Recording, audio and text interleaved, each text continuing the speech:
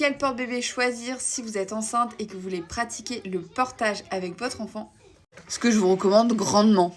Premièrement, les slings, ce qui est vraiment génial avec les slings, c'est que vous pouvez les installer de la naissance jusqu'à 3-4 ans.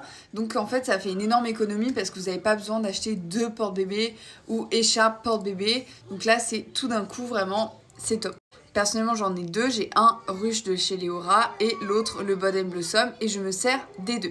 En deuxième, les écharpes. Ce qui est bien avec les écharpes, c'est que c'est vraiment pour le coller-coller avec bébé quand il est tout petit. Il faut vraiment apprendre à la mettre correctement, par contre, pour pas la mettre comme moi je la mettais quand j'ai eu mon grand pendant les 3 premiers mois, c'est-à-dire très mal. Mais une fois que j'ai appris comment la mettre, je la mettais très bien. Ensuite, le porte-bébé de chez Neobull, il est vraiment bien. Il s'appelle le My Neo et en fait, vous pouvez porter bébé dès la naissance jusqu'à 1 an. Et ce qui est bien, c'est que justement, vous pouvez l'adapter directement. Il est réglable.